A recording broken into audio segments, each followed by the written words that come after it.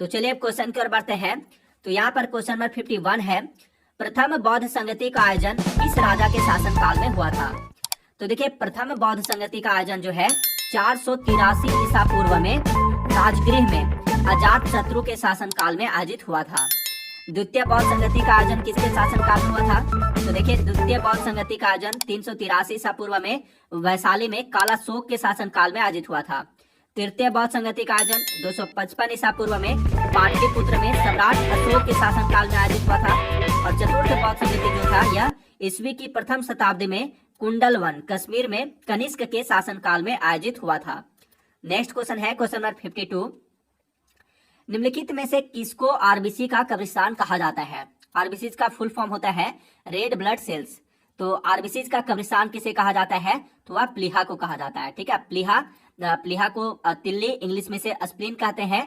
इसे आरबीसी का कब्रिस्तान कहा जाता है। आरबीसी का निर्माण कहाँ होता है? तो आरबीसी का निर्माण अस्थि मज्जा में होता है, बोन मैरो में। नेक्स्ट क्वेश्चन है क्वेश्चन नंबर 53, वर्षा के जल के पीएच मान जब खाली स्थान से कम हो जाती है तो वह अम्लीय वर्षा कहलाती है। तो वर्षा के जल के पीएच मान कितना से कम हो जाती है तो वह अम्लीय वर्षा कहलाती है? तो 5.6 से, वर्षा के जल के पीएच मान जब 5.6 से कम हो जाती है तो वह अम्लीय वर्षा कहलाती है। नेक्स्ट क्वेश्चन है क्वेश्चन नंबर 54, धातुओं का राजा किसे कहा जाता है? तो धातुओं का राजा, किंग ऑफ मेटल्स, सोना को कहा जाता है। और रसायनों का राजा किसे कहा जाता है? तो देखिए, रसायनों का राजा जो है किंग ऑफ केमिकल्स, सल्फ्यूरिक अम्ल को कहा जाता है। सल्फ्यूरिक अम्ल का रासायनिक सूत्र क्या होता है? तो इसका रासायनिक सूत्र H2SO4 होता है। नेक्स्ट क्वेश्चन है क्वेश्चन नंबर 55, लिटमस विलयन किससे प्राप्त किया जाता है? तो लिटमस विलयन किससे प्राप्त किया जाता है? तो लिटमस विलयन जो है यह लाइकेन से प्राप्त किया जाता है। लाइकेन से। लाइकेन किसकी बनी होती है? तो देखिए, लाइकेन जो है यह कवक तथा शैवाल से मिलकर बनी होती है। लाइकेन किसका संकेतक है? तो लाइकेन यह पर्यावरण प्रदूषण का संकेतक है। प्रयोगशाला में प्रयोग होने वाली लिटमस पेपर किस लाइकेन से प्राप्त होता है? तो यह रोसेला नामक लाइकेन से प्राप्त होता है। नेक्स्ट क्वेश्चन है क्वेश्चन नंबर 56, 1857 ईस्वी की क्रांति की शुरुआत कब हुई? तो 1857 की क्रांति की शुरुआत 10 मई 1857 ईस्वी को हुए थे। कहां से? तो इसकी शुरुआत मेरठ से हुए थे। ठीक है, मेरठ से 1857 ईस्वी की क्रांति की शुरुआत जो है 10 मई 1857 ईस्वी को मेरठ से हुए थे। किसने 1857 ईस्वी की क्रांति को भारत का प्रथम स्वतंत्रता संग्राम कहा था? तो वह कहा था बीडी सावरकर ने। बीडी सावरकर जो थे, इन्होंने 1857 ईस्वी की क्रांति को भारत का प्रथम स्वतंत्रता संग्राम कहा था। नेक्स्ट क्वेश्चन है क्वेश्चन नंबर 57, वायु में 1 डिग्री सेल्सियस ताप बढ़ाने पर ध्वनि की चाल कितनी बढ़ जाती है?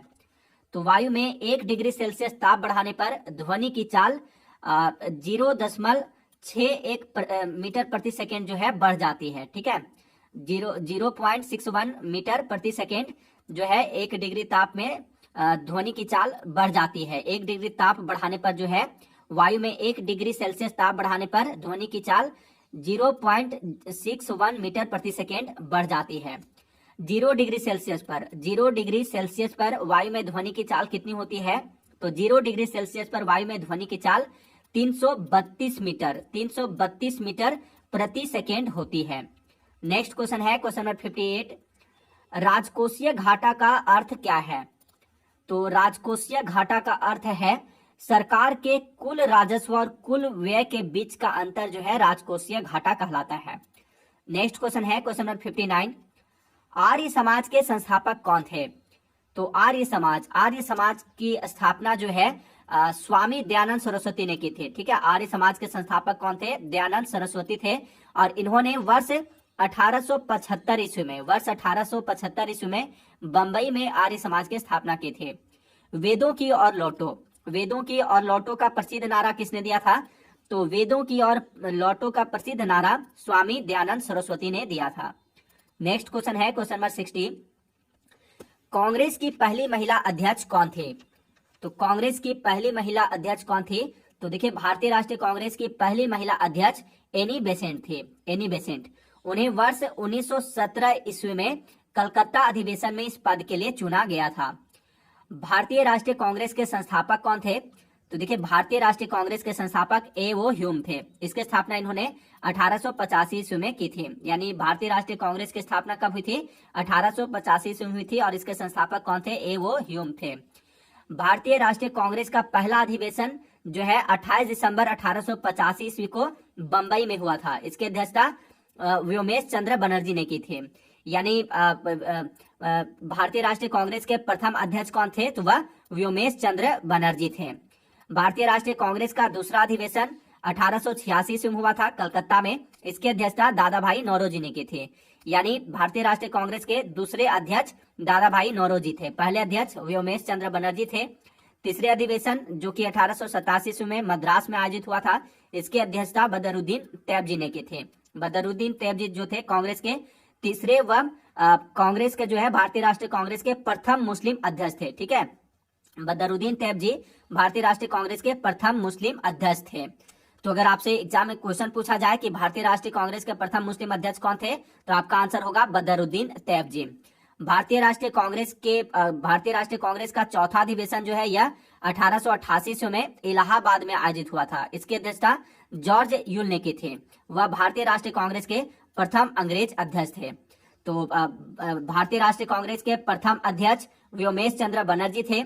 दूसरे अध्यक्ष दादा भाई नौरोजी थे। तीसरे अध्यक्ष व प्रथम मुस्लिम अध्यक्ष बदरुद्दीन तैयबजी थे और चौथे अध्यक्ष और प्रथम अंग्रेज अध्यक्ष जॉर्ज यूल थे। ठीक है, तो देखिए आपको जो है भारतीय राष्ट्रीय कांग्रेस से संबंधित इन सारे पॉइंट्स को हमेशा याद रखना है, क्योंकि यहाँ से एग्जाम में डायरेक्ट सवाल पूछे जाते हैं, तो इसलिए आपको इन्हें हमेशा याद रखना है। तो चलिए अब नेक्स्ट क्वेश्चन की ओर बढ़ते हैं। नेक्स्ट क्वेश्चन है क्वेश्चन नंबर 61। महात्मा गांधी ने सन 1930 में सविनय अवज्ञा आंदोलन कहां से आरंभ किया था? तो इसका राइट आंसर है दांडी से। देखिए महात्मा गांधी जो थे उन्होंने 12 मार्च 1930 को जो है 12 मार्च 1930 को साबरमती आश्रम से 78 सहयोगियों के साथ पैदल चलकर 24 दिनों में लगभग 390 किलोमीटर की यात्रा कर दांडी पहुंचे, जहां 6 अप्रैल 1930 को उन्होंने नमक कानून तोड़कर सविनय अवज्ञा आंदोलन की शुरुआत की थी। तो गांधी जी सविनय अवज्ञा आंदोलन की शुरुआत कहां से की थी? दांडी से की थी। ठीक है, दांडी से। कब? 6 अप्रैल 1930 को की थी। यहाँ से एक दो क्वेश्चन और भी पूछे जाते हैं एग्जाम में कि दांडी यात्रा या दांडी मार्च, जिसे नमक सत्याग्रह के नाम से भी जाना जाता है, कब और कहां से शुरू हुआ था? तो देखिए दांडी यात्रा जो था 12 मार्च 1930 को साबरमती आश्रम से शुरू हुआ था और यह कहां पर समाप्त हुआ था? तो यह 6 अप्रैल 1930 को दांडी में समाप्त हुआ था और यहीं से जो है दांडी से ही फिर इन्होंने सविनय अवज्ञा आंदोलन की शुरुआत की थी। दांडी वर्तमान में कहां स्थित है? तो यह गुजरात के नौसारी जिले में स्थित है। नेक्स्ट क्वेश्चन है क्वेश्चन नंबर 62। निम्नलिखित में से किस आंदोलन की शुरुआत नमक कानून को तोड़ने से हुई थी? तो अभी पीछे हमने पढ़ा कि नमक कानून को तोड़ने से जो है सविनय अवज्ञा आंदोलन की शुरुआत हुई थी। नेक्स्ट क्वेश्चन है क्वेश्चन नंबर 63। भागीरथी और अलकनंदा का संगम कहां पर होता है? तो इन दोनों नदियों का संगम देवप्रयाग में होता है। देखिए भागीरथी और अलकनंदा नदियां जो हैं ये गंगा की दो प्रमुख स्रोत हैं। इन नदियों का संगम उत्तराखंड के देवप्रयाग में होता है। यहीं से यह नदी गंगा के नाम से जानी जाती है। नेक्स्ट क्वेश्चन है क्वेश्चन नंबर 64। राष्ट्रीय राजमार्गों के विकास के लिए स्वर्णिम चतुर्भुज परियोजना किसके द्वारा शुरू की गई थी?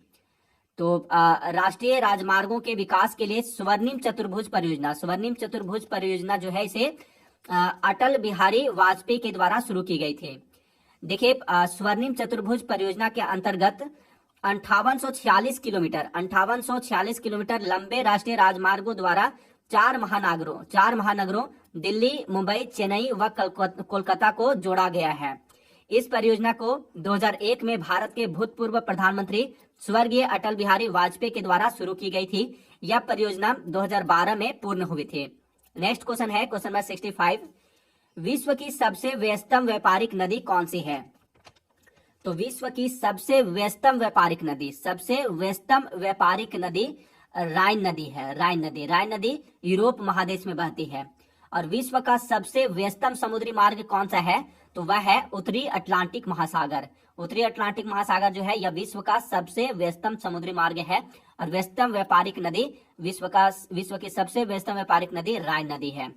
नेक्स्ट क्वेश्चन है क्वेश्चन नंबर 66। भारतीय अंतरिक्ष अनुसंधान संगठन यानी इसरो इसरो की स्थापना किस वर्ष की गई थी? तो इसरो की स्थापना जो है 1969 ईस्वी में की गई थी, 1969 में।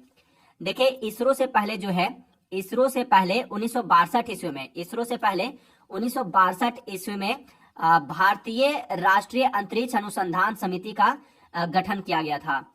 बाद में भारतीय राष्ट्रीय अंतरिक्ष अनुसंधान समिति का पुनर्गठन करके 15 अगस्त 1969 ईस्वी को भारतीय अंतरिक्ष अनुसंधान संगठन यानी इसरो की स्थापना की गई। भारतीय अंतरिक्ष कार्यक्रमों को सुचारू रूप से संचालित करने के लिए 1972 ईस्वी में अंतरिक्ष आयोग और अंतरिक्ष विभाग का गठन किया गया और इसरो को अंतरिक्ष विभाग के अंतर्गत नियंत्रण में जो है इसे रखा गया। इसरो का फुल फॉर्म क्या है? तो इसरो का फुल फॉर्म कई बार एग्जाम में पूछा जा चुका है। तो इसरो का फुल फॉर्म होता है Indian space research organisation, Hindi में भारतीय अंतरिक्ष अनुसंधान संगठन। इसरो की स्थापना कब हुई? तो यह 1969 ईस्वी में हुई थी। इसरो का मुख्यालय कहाँ स्थित है? तो यह बेंगलुरु में स्थित है। नेक्स्ट क्वेश्चन है क्वेश्चन नंबर 67। भारतीय संविधान में वर्तमान में कुल कितने मौलिक कर्तव्य हैं? तो देखिए भारतीय संविधान में वर्तमान में कुल जो है 11 मौलिक कर्तव्य हैं, 11 मौलिक कर्तव्य हैं। मौलिक कर्तव्यों को यानी फंडामेंटल ड्यूटीज को जो है संविधान में किस समिति की अनुशंसा पर और किस संविधान संशोधन के द्वारा जोड़ा गया है? तो इसे यानी मौलिक कर्तव्यों को जो है संविधान में सरदार स्वर्ण सिंह समिति के अनुशंसा पर संविधान के 42वें संविधान संशोधन अधिनियम 1976 के द्वारा मौलिक कर्तव्यों को संविधान में जोड़ा गया है। और मौलिक कर्तव्यों को जो है भारतीय संविधान में मौलिक कर्तव्यों को शामिल करने का विचार किस देश के संविधान से लिया गया है? तो इसे रूस के संविधान से लिया गया है। मौलिक कर्तव्यों को संविधान में कहाँ रखा गया है? तो इसे संविधान के भाग 4 क में अनुच्छेद 51 क के तहत रखा गया है। 1976 में 42वें संशोधन द्वारा संविधान में नागरिकों के लिए कितने मौलिक कर्तव्य निश्चित किए गए थे? तो उस टाइम जब नागरिकों के लिए जो है जब 1976 में 42वें संशोधन द्वारा संविधान में नागरिकों के लिए 10 मौलिक कर्तव्य निश्चित किए गए थे, 10 मौलिक कर्तव्य। ठीक है, जब 1976 में 42वें संविधान संशोधन द्वारा मौलिक कर्तव्य जोड़ा गया था संविधान में, उस टाइम नागरिकों के लिए 10 मौलिक कर्तव्य निश्चित किए गए थे। लेकिन वर्तमान में संविधान में कुल कितने मौलिक कर्तव्य हैं? तो वर्तमान में संविधान में कुल 11 मौलिक कर्तव्य हैं। बाद में जो है एक और इसमें मौलिक कर्तव्य ऐड किया गया। नेक्स्ट क्वेश्चन है क्वेश्चन नंबर 68। स्वेज नहर किस किस को जोड़ती है? तो स्वेज नहर किसको किसको जोड़ती है? तो स्वेज नहर जो है यह भूमध्य सागर और लाल सागर को जोड़ती है। स्वेज नहर का निर्माण कब हुआ था? तो इसका निर्माण 1869 ईस्वी में हुआ था। इसके निर्माण का कार्य 1854 ईस्वी में एक फ्रांसीसी इंजीनियर जिसका नाम था फर्डिनेंड लेसेप्स, इसी को सौंपा गया था। स्वेज नहर जो है यह भूमध्य सागर और लाल सागर को जोड़ती है। अगला प्रश्न है, उत्तरी अमेरिका के शीतोष्ण घास स्थल को किस नाम से जाना जाता है? तो उत्तरी अमेरिका के शीतोष्ण घास स्थल को प्रेयरी के नाम से जाना जाता है। देखिए घास भूमियों को 2 वर्गों में विभाजित किया गया है। पहला जो है वह है उष्णकटिबंधीय घास भूमियां और दूसरा शीतोष्ण कटिबंधीय घास भूमियां। उष्णकटिबंधीय घास भूमियां को अलग अलग देशों में अलग अलग नामों से जाना जाता है। जैसे इसे अफ्रीका में सवाना के नाम से जाना जाता है, ब्राजील में इसे कंपोज के नाम से, वेनेजुएला व कोलंबिया में इसे लानोस के नाम से जाना जाता है। सेम इसी तरह शीतोष्ण कटिबंधीय घास भूमियां को भी अलग अलग देशों में अलग अलग नामों से जाना जाता है। जैसे संयुक्त राज्य अमेरिका व कनाडा में इसे प्रेरी के नाम से जाना जाता है। अर्जेंटीना, उरुग्वे व ब्राजील में से पंपास के नाम से जाना जाता है। दक्षिण अफ्रीका में वेल्ड के नाम से, ऑस्ट्रेलिया में डॉन्स के नाम से, एशिया, यूक्रेन, रूस व चीन के मंचूरियन प्रदेश में से स्टेपी के नाम से जाना जाता है। तो आप इन सभी को जो है उष्ण कटिबंधीय और शीतोष्ण कटिबंधीय घास के मैदानों को अच्छे से समझकर याद कर लीजिएगा, क्योंकि यहाँ से एग्जाम में अक्सर 1 से 2 क्वेश्चन पूछे जाते हैं। तो इसलिए आप इन्हें जरूर याद कर लीजिएगा। ठीक है, चलिए अब नेक्स्ट क्वेश्चन की ओर बढ़ते हैं। नेक्स्ट क्वेश्चन है क्वेश्चन नंबर 70। 18वां रेलवे जोन का मुख्यालय कहाँ स्थित है? देखिए वर्तमान में भारत में कुल कितने रेलवे जोन है? तो कुल 18 रेलवे जोन है। ठीक है, वर्तमान में भारत में कुल 18 रेलवे जोन है। 18वां रेलवे जोन कौन सा है? तो 18वां रेलवे जोन है दक्षिणी तट रेलवे 18वां रेलवे जोन है, जिसका मुख्यालय कहाँ स्थित है? जिसका मुख्यालय विशाखापत्तनम में स्थित है। ठीक है, 18वां रेलवे जोन दक्षिण तट रेलवे है जिसका मुख्यालय विशाखापत्तनम में स्थित है। नेक्स्ट क्वेश्चन है क्वेश्चन नंबर 71। भारत ने प्रथम परमाणु परीक्षण किस वर्ष किया था? तो भारत ने अपना पहला परमाणु परीक्षण जो है वह 18 मई 1974 ईस्वी को किया था। कहां पर? पोखरण में किया था, राजस्थान में। प्रथम परमाणु परीक्षण का जो कोड था उसका कोड नाम क्या था? तो प्रथम परमाणु परीक्षण का कोड नाम स्माइलिंग बुद्धा था, स्माइलिंग बुद्धा। भारत ने अपना दूसरा परमाणु परीक्षण कब किया था? तो दूसरा परमाणु परीक्षण भी पोखरण में किया था, 11 मई और 13 मई 1998 को किया था। पहला परमाणु परीक्षण जो था वह 18 मई 1974 को किया था। दूसरा परमाणु परीक्षण 11 मई और 13 मई 1998 को किया था। दूसरा परमाणु परीक्षण का कोड नाम क्या था? तो दूसरा परमाणु परीक्षण का कोड नाम शक्ति 98 था। आप इन दोनों कोड नाम को जरूर याद रखिएगा, ठीक है? यहाँ से एग्जाम में क्वेश्चन पूछा जाता है। नेक्स्ट क्वेश्चन है क्वेश्चन नंबर 72। रॉलेट एक्ट कब पारित हुआ था? तो रॉलेट एक्ट कब पारित हुआ था? तो रॉलेट एक्ट जो था यह मार्च 1919 में पारित हुआ था, ठीक है? मार्च 1919 में पारित हुआ था। इस कानून में यह व्यवस्था की गई थी कि मजिस्ट्रेट किसी भी संदेहास्पद व्यक्ति को गिरफ्तार करके अनिश्चित काल तक जेल में डाल सकता था। यानी अपने इस अधिकार के साथ ब्रिटिश सरकार किसी भी निर्दोष व्यक्ति को दंडित कर सकती थी। रॉलेट एक्ट को बिना वकील, बिना अपील तथा बिना दलील का कानून भी कहा जाता है। गांधी जी ने इस कानून को काला कानून बताते हुए विरोध किया था। नेक्स्ट क्वेश्चन है क्वेश्चन नंबर 73। किस गुणधर्म के कारण पानी से भरे बर्तन में डुबाई गई छड़ मुड़ी हुई प्रतीत होती है? तो इसका आंसर है ऑप्शन सी, अपवर्तन के कारण। प्रकाश के अपवर्तन के कारण पानी से भरे बर्तन में डुबाई गई छड़ जो है मुड़ी हुई प्रतीत होती है। नेक्स्ट क्वेश्चन है क्वेश्चन नंबर 74। गुरुत्वाकर्षण नियमों का प्रतिपादन किसने किया था? तो गुरुत्वाकर्षण नियमों का प्रतिपादन न्यूटन ने किया था। और गति के नियम का प्रतिपादन किसने किया था? तो गति के नियम का प्रतिपादन भी न्यूटन ने ही किया था। गुरुत्वाकर्षण नियमों का प्रतिपादन और गति के नियम का प्रतिपादन न्यूटन ने किया था।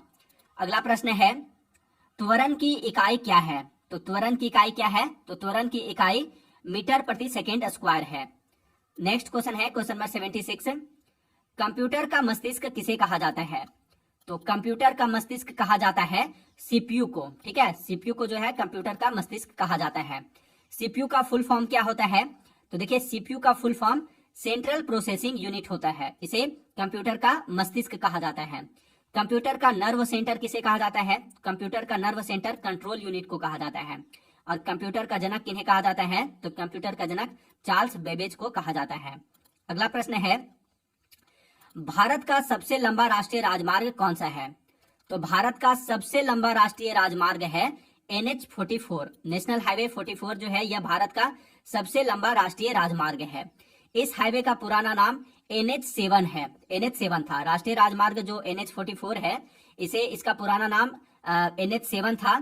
यह राजमार्ग जम्मू कश्मीर के श्रीनगर से शुरू होकर दक्षिण भारत के कन्याकुमारी तक जाता है। इस राष्ट्रीय राजमार्ग की लंबाई 3745 किलोमीटर है। नेक्स्ट क्वेश्चन है 78। निम्नलिखित में से कौन सा अम्ल पेट के जीवाणुओं का नाश करता है? तो वह अम्ल कौन सा है जो पेट के जीवाणुओं का नाश करता है? तो वह अम्ल है हाइड्रोक्लोरिक अम्ल। हाइड्रोक्लोरिक अम्ल जो है वह यह पेट के जीवाणुओं का नाश करता है। हाइड्रोक्लोरिक अम्ल का रासायनिक सूत्र क्या होता है? तो इसका रासायनिक सूत्र HCl होता है, ठीक है? हाइड्रोक्लोरिक अम्ल का रासायनिक सूत्र HCl होता है। मानव शरीर में यह अमाशय में पाई जाने वाली छोटी छोटी ग्रंथियों से स्रावित होता है। इन ग्रंथियों को ऑक्जेंटिक कोशिका कहते हैं और इन्हीं ऑक्जेंटिक कोशिका से जो है अमाशय में हाइड्रोक्लोरिक अम्ल स्रावित होता है और यह पेट के हानिकारक जीवाणुओं का नाश करता है। नेक्स्ट क्वेश्चन है प्रकाश संश्लेषण के दौरान प्रकाश ऊर्जा किस ऊर्जा में रूपांतरित होती है? तो प्रकाश संश्लेषण के दौरान प्रकाश ऊर्जा जो है यह रासायनिक ऊर्जा में रूपांतरित होती है। नेक्स्ट क्वेश्चन है क्वेश्चन नंबर 80। असम का प्राचीन नाम क्या है? तो असम राज्य का प्राचीन नाम क्या है? तो असम का प्राचीन नाम कामरूप है, ठीक है? असम का प्राचीन नाम कामरूप है। नेक्स्ट क्वेश्चन है मुंशी प्रेमचंद द्वारा लिखित पुस्तक गोदान का प्रकाशन किस वर्ष हुआ था? तो देखिए गोदान पुस्तक जो है गोदान यह मुंशी प्रेमचंद द्वारा लिखी गई पुस्तक है। इसका प्रकाशन 1936 ईस्वी में हुआ था। नेक्स्ट क्वेश्चन है क्वेश्चन नंबर 82। लावनी और तमाशा किस राज्य का प्रसिद्ध लोक नृत्य है? तो लावनी और तमाशा ये दोनों ही महाराष्ट्र राज्य के प्रसिद्ध पारंपरिक लोक नृत्य हैं। नेक्स्ट क्वेश्चन है, भारत में मीठे पानी की सबसे बड़ी झील कौन सी है? तो भारत में मीठे पानी की सबसे बड़ी झील वुलर झील है। वुलर झील यह कहाँ स्थित है? तो यह जम्मू कश्मीर में स्थित है।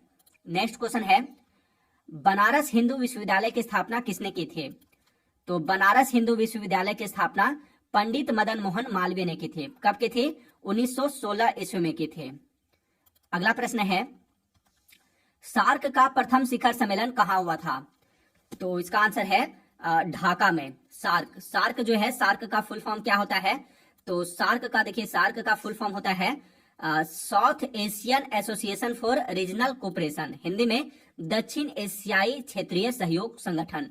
तो सार्क की स्थापना कब हुई थी? तो इसकी स्थापना 1985 में हुई थी। सार्क के सदस्य देश कौन कौन से हैं? तो इसके सदस्य देश भारत, पाकिस्तान, बांग्लादेश, नेपाल, भूटान, श्रीलंका, मालदीव और अफगानिस्तान इसके सदस्य देश हैं। सार्क का मुख्यालय कहाँ स्थित है? तो इसका मुख्यालय काठमांडू में स्थित है, नेपाल में। सार्क का प्रथम शिखर सम्मेलन कब और कहाँ हुआ था? तो इसका प्रथम शिखर सम्मेलन 1985 ईस्वी में ढाका में हुआ था। ठीक है। नेक्स्ट क्वेश्चन है, त्रिपिटक निम्नलिखित में से किससे संबंधित है? तो त्रिपिटक या किससे संबंधित है? तो यह बौद्धों से संबंधित है। ठीक है, त्रिपिटक जो है यह बौद्धों से संबंधित है। बौद्ध धर्म के बारे में विस्तृत ज्ञान जो है हमें त्रिपिटक से प्राप्त होता है। त्रिपिटकों की संख्या 3 है। तो वह 3 त्रिपिटक कौन कौन से हैं? तो वह है विनय पिटक, सूत्र पिटक व अभिधम्म पिटक। इन तीनों पिटकों की भाषा क्या है? तो इन तीनों ही पिटकों की भाषा पाली है। नेक्स्ट क्वेश्चन है क्वेश्चन नंबर 87, जैन अवेस्ता किसका धार्मिक ग्रंथ है? तो जैन अवेस्ता जो है यह पारसियों का धार्मिक ग्रंथ है। नेक्स्ट क्वेश्चन है क्वेश्चन नंबर 88, क्षेत्रफल की दृष्टि से विश्व में भारत का कौन सा स्थान है? तो देखिए, क्षेत्रफल की दृष्टि से विश्व में भारत का 7वां स्थान है। ठीक है, क्षेत्रफल की दृष्टि से विश्व में भारत का 7वां स्थान है। क्षेत्रफल की दृष्टि से भारत से बड़े देश कौन कौन से हैं? तो वह है रूस है सबसे बड़ा देश, उसके बाद कनाडा, संयुक्त राज्य अमेरिका, चीन, ब्राजील एवं ऑस्ट्रेलिया है। तब 7वां नंबर पर जो है भारत का स्थान आता है। और जनसंख्या की दृष्टि से विश्व में भारत का कौन सा स्थान है? तो जनसंख्या की दृष्टि से विश्व में भारत का दूसरा स्थान है, पहला स्थान पर चीन है। नेक्स्ट क्वेश्चन है क्वेश्चन नंबर 89, प्रोटीन की फैक्ट्री किसे कहा जाता है? तो प्रोटीन की फैक्ट्री राइबोसोम को कहा जाता है। देखिए, कोशिका में प्रोटीन का संश्लेषण राइबोसोम में होता है, इसलिए राइबोसोम को जो है प्रोटीन की फैक्ट्री कहा जाता है। माइटोकॉन्ड्रिया को कोशिका का बिजली घर कहा जाता है। लाइसोसोम को जो है कोशिका की आत्महत्या की थैली कहा जाता है।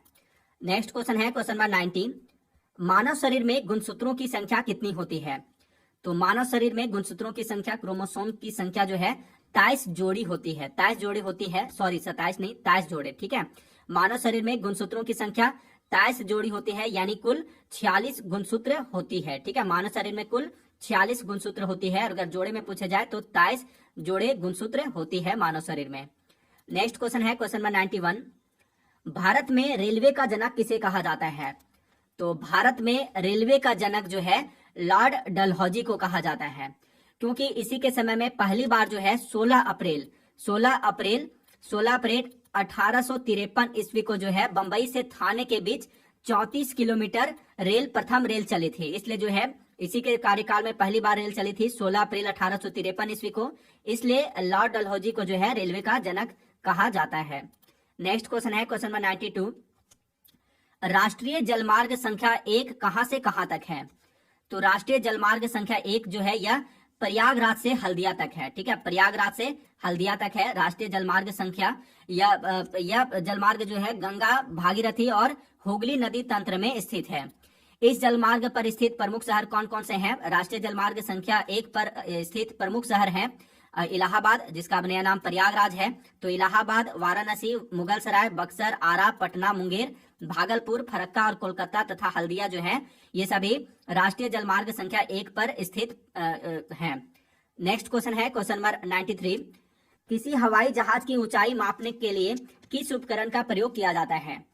तो किसी हवाई जहाज की ऊंचाई मापने के लिए जो है अल्टीमीटर नामक उपकरण का प्रयोग किया जाता है। बैरोमीटर से क्या मापा जाता है? तो इसे वायु दाब मापा जाता है। और एनीमोमीटर से क्या मापा जाता है? तो इसे एनीमोमीटर से जो है हवा की गति मापा जाता है। नेक्स्ट क्वेश्चन है क्वेश्चन नंबर 94, वर्षा की बूंद गोलाकार क्यों होती है? तो वर्षा की बूंद गोलाकार पृष्ठ तनाव के कारण होती है। नेक्स्ट क्वेश्चन है क्वेश्चन नंबर 95।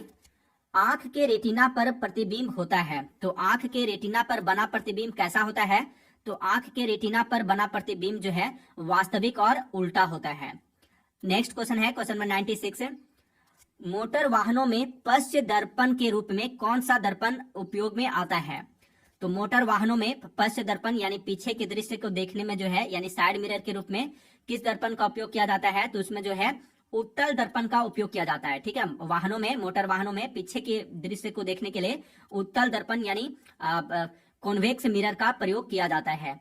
जबकि आंख, कान एवं नाक और दांत के डॉक्टर के द्वारा गाड़ी के हेडलाइट में, सोलर कुकर में और दाढ़ी बनाने में अवतल दर्पण यानी कॉनकेव मिरर का उपयोग किया जाता है। नेक्स्ट क्वेश्चन है क्वेश्चन नंबर 97। भारत में जनसांख्यिकी इतिहास में किसे महान विभाजक वर्ष कहा जाता है? तो भारत के जनसांख्यिकी इतिहास में महान विभाजक का वर्ष जो है वह 1921 ईस्वी को कहा जाता है। देखिए क्या हुआ था कि 1911 से 1921 ईस्वी के बीच जो है 1911 से 1921 के दौरान जो है भारत में जनसंख्या की 10 की वृद्धि ऋणात्मक हो गई थी, माइनस में चली गई थी, माइनस 0.31% हो गई थी, जिसके परिणाम स्वरूप इस दशक में भारत की जनसंख्या में 77 लाख की कमी आई थी। इसलिए जो है वर्ष 1921 ईस्वी को महान विभाजक वर्ष की संज्ञा जो है महान विभाजक की संज्ञा दी गई है। नेक्स्ट क्वेश्चन है क्वेश्चन नंबर 98। नागालैंड की राजकीय भाषा क्या है? तो नागालैंड की राजकीय भाषा अंग्रेजी है। ठीक है, नागालैंड की राजकीय भाषा अंग्रेजी है। नेक्स्ट क्वेश्चन है क्वेश्चन नंबर 99। राना टिग्रीना किसका वैज्ञानिक नाम है? तो राना टिग्रीना यह किसका वैज्ञानिक नाम है? तो यह मेढक का वैज्ञानिक नाम है। लास्ट क्वेश्चन है इस वीडियो का क्वेश्चन नंबर 100। मालगुडी डेज पुस्तक के लेखक कौन है? तो काफी फेमस पुस्तक है मालगुडी डेज। इसके लेखक आर.के. नारायण हैं। ठीक है, मालगुडी डेज पुस्तक के लेखक आर.के. नारायण हैं। तो फ्रेंड्स ये थे जीके के 50 बहुत ही महत्वपूर्ण प्रश्न उत्तर। अगर यह वीडियो आपके लिए हेल्पफुल रही हो तो प्लीज इस वीडियो को लाइक एंड शेयर जरूर कर दीजिएगा। अब मिलते हैं नेक्स्ट वीडियो में। Thanks for watching.